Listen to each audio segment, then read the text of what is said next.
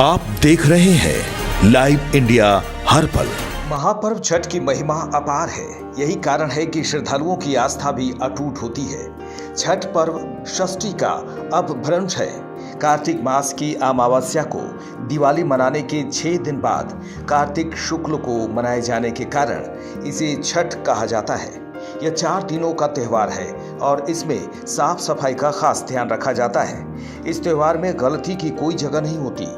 इस व्रत को करने के नियम इतने कठिन है, इस वजह से इसे महापर्व और महाव्रत के नाम से संबोधित किया जाता है। मान्यता है कि छठ देवी सूर्य देव की बहन है और उन्हीं को प्रसन्न करने के लिए जीवन के महत्वपूर्ण अवयवों में सूर्य व जल की महत्ता को मानते हुए इन्हें साक्षी मानकर भगवान सूर्य की आराधना और उनका धन्यवाद करते हुए माँ गंगा, यमुना या किसी भी पवित्र नदी या पोखर, तालाब के किनारे यह पूजा की जाती है। षष्ठी माँ यानी छठ माता बच्चों की रक्षा करने वाली देवी है। इस व्रत को करने से संतान को लंबी आयु का वरदान मिलता है। मार्कंडेय पुराण में इस बात का उल्लेख मिलता है कि सृष्टि की अधिष्ठात्री प्रकृति देवी ने अपने आप को 6 भागों में विभाजित किया। इनके छठे अंश को सर्वश्रेष्ठ मातृ देवी के रूप में जाना जाता है, जो ब्रह्मा की मानस पुत्री है। वो बच्चों की रक्षा करने वाली देवी है। कार्तिक मास के शुक्ल पक्ष की षष्ठी को इन्हीं देवी की पूजा की जाती है। शिशु के जन्म के 6 दिनों बाद इन्हीं देवी की पूजा की जाती है।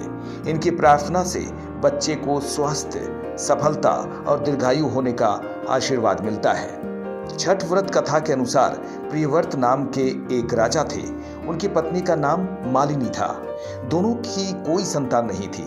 इस बात से राजा और उसकी पत्नी बहुत दुखी रहते थे। उन्होंने एक दिन संतान प्राप्ति की इच्छा से महर्षि कश्यप द्वारा पुत्रेष्टि यज्ञ करवाया। इस यज्ञ के फलस्वरूप रानी गर्भवती हुई। 9 महीने बाद संतान सुख को प्राप्त करने का समय आया तो रानी को मरा हुआ पुत्र प्राप्त हुआ। इस बात का पता चलने पर राजा को बहुत दुख हुआ।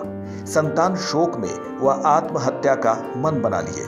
लेकिन जैसे ही राजा ने आत्महत्या करने की कोशिश की, उनके सामने एक सुंदर देवी प्रकट हुई। देवी ने राजा को कहा कि मैं षष्ठी देवी हूँ। मैं लोगों को पुत्र का सौभाग्य प्रदान करती हूँ।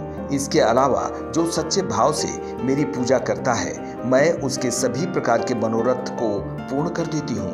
यदि तुम मेरी पूजा करोगे तो मैं तुम्हें पुत्र रत्न प्रदान करूंगी। देवी की बातों से प्रभावित होकर राजा ने उनकी आज्ञा का पालन किया।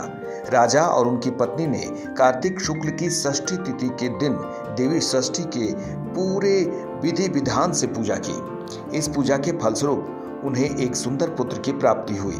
तभी से छठ का पावन पर्व मनाया जाने लगा। छठ व्रत के संदर्भ में एक अन्य कथा के अनुसार जब पांडव अपना सारा राजपाट जुए में हार गए, तब द्रौपदी ने छठ व्रत रखा।